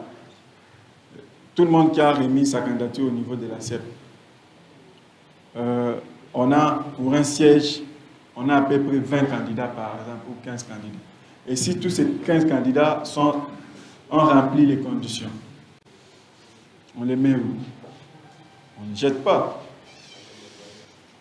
On les met tous dans nos listes UDPS, dans nos différentes listes. UDPS et alliés, XY, ZA, tout ça, mais nos 5 histoires ou nos 6 histoires, c'est UDPS. Et pour être rassuré, il sera là, il vous présente. Parce que non, c'est pas parce que vous êtes sur la liste sciences au service du peuple, par exemple, qu'on ne va pas. Non, non, on vous présente parce qu'il y aura beaucoup de gens qui vont utiliser la figure du chef de l'État. Et pour ne pas créer une confusion, il va présenter, lui-même va faire ce travail-là, de présenter les candidats ou non candidats. C'est une question ou c'est un complément Même Christian. Ok, on donne la parole au Christian. Pendant notamment l'intérim de la présidence, sur tout ce qui se discute là, quand on lit les attributions de la Convention, il est clairement dit que la Convention peut s'appuyer sur les différentes matières. Attends, je cherche d'abord. Les statuts.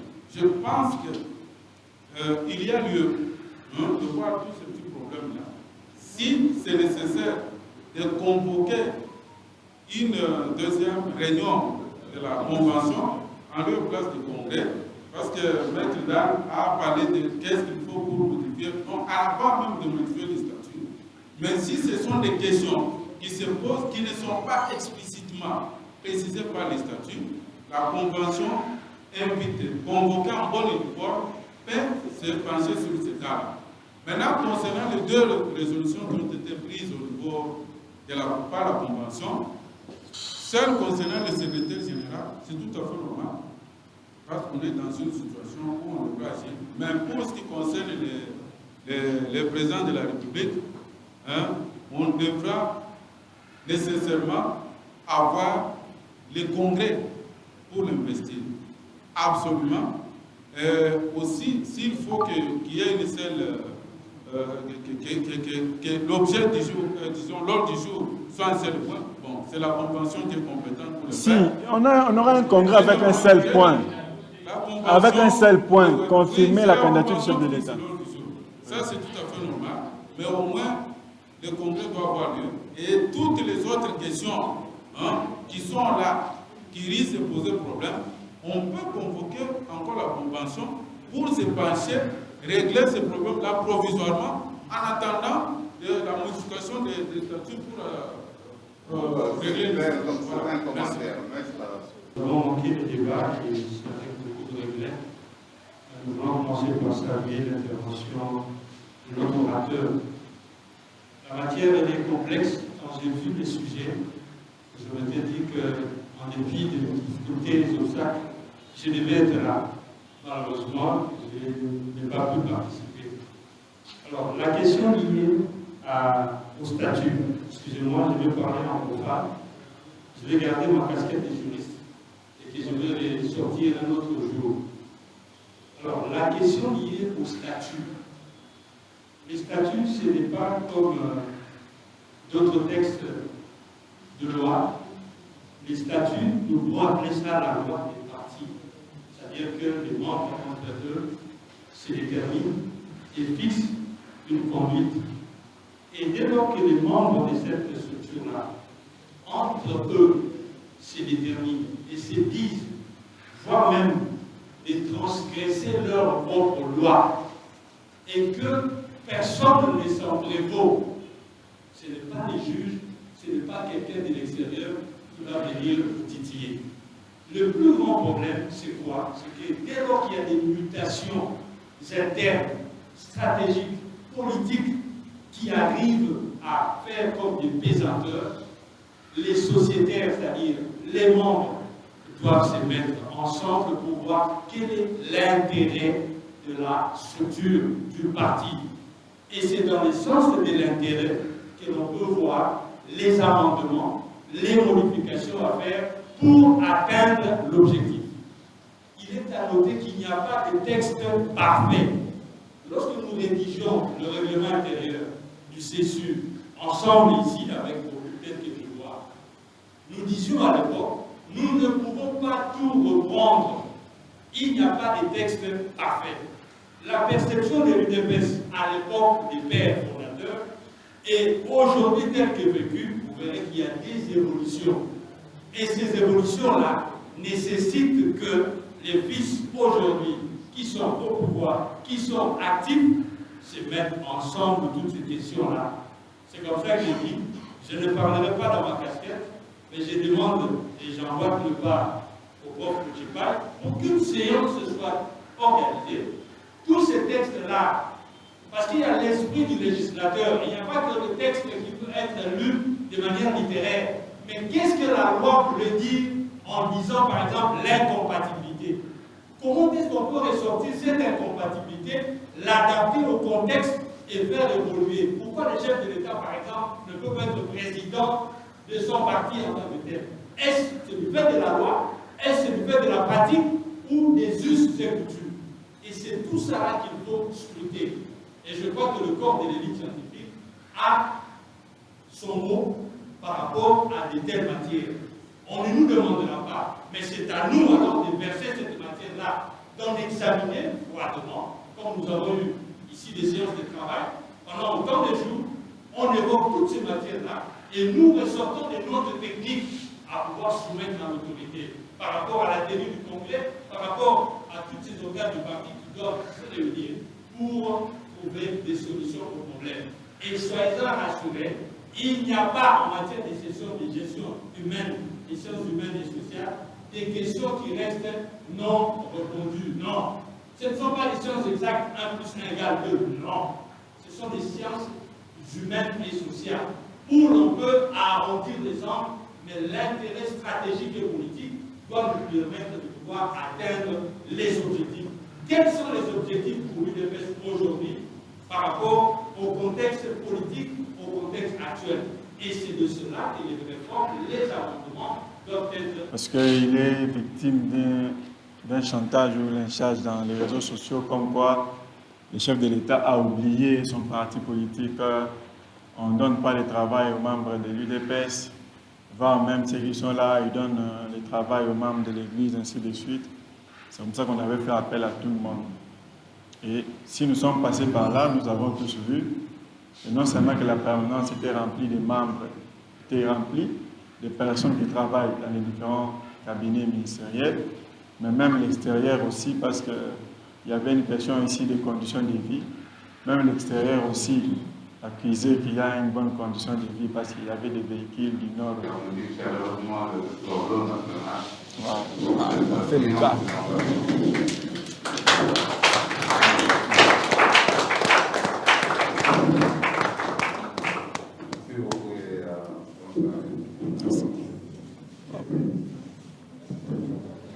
Voilà, nous sommes dans une année électorale, 2023. Nous sommes le corps de l'élite scientifique de l'UDPS. C'était important que le membre, en commençant par ceux qui doivent former ou encadrer les autres corps de l'élite scientifique de l'UDPS et le membre de l'UDPS en général, comprennent c'est quoi le fonctionnement, disons l'organisation et le fonctionnement de notre parti UDPS, et aussi connaître c'est quoi l'idéologie de l'UDPS, mais aussi et beaucoup plus quelques grands éléments du projet des sociétés de l'UDPS. Pourquoi? Parce qu'il faut défendre ces projets des sociétés, ces projets que nous avons appliqués. Nous n'avons pas appliqué dans son entièreté parce que le président de la République a commencé avec FCC Cash et maintenant c'est avec les alliés, les amis, tous ces mondes.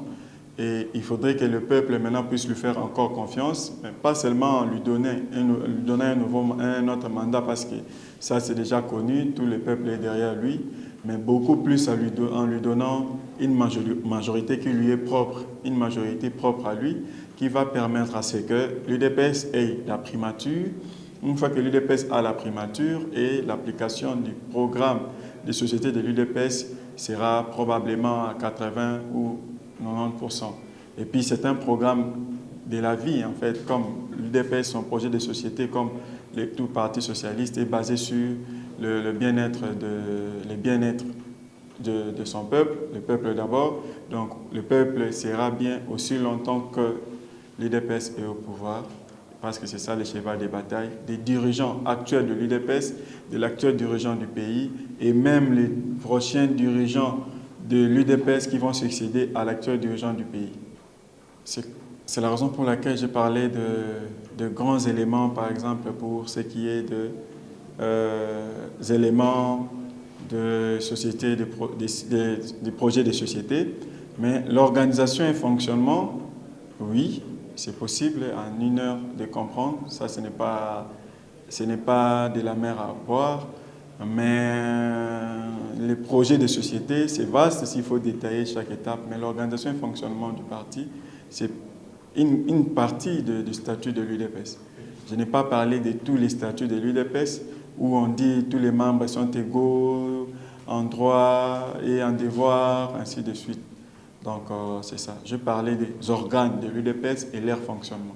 Oui, les prochains sujets, c'est probablement le président de la CEP, de la Commission électorale permanente du parti, le conseiller principal du chef de l'État, Jacquemain Chabani, qui va parler des matières qui le concernent, vu que nous sommes dans cette année électorale. Vous savez, l'idéologie de l'UDPS, ça se résume dans le peuple d'abord, dans toutes les actions qui ont été présentées par le Cordo national. Je pense que c'était important de tenir cette matinée avec ce thème dans la mesure où, comme le Cordo l'a dit, nous sommes dans une année électorale. Et c'est mieux de reprendre un peu des éléments essentiels, non seulement de l'idéologie, mais de la manière dont le parti est organisé, surtout que l'on veut donner une majorité au chef de l'État et surtout vouloir assez que l'UDPS s'accapare quand même des principaux leviers du pouvoir de manière à mieux appliquer son projet de société. Bon, il y a tout un travail à faire, ça c'est clair. Il y a un discours qu'il faut tenir, notamment sur les réalisations du chef de l'État, qui ne sont pas moindres quand vous commencez par la gratuité, poser la question aux parents qui ont réussi à envoyer leurs enfants à l'école gratuitement. Il y a beaucoup de choses à faire, que ce soit les routes, les différents, voilà, la mise en œuvre du projet 145 territoires. Donc il y a tout un discours qu'il faut préparer lors de la campagne et je pense qu'il y a les chefs de l'État tous les atouts pour pouvoir l'emporter sans difficulté.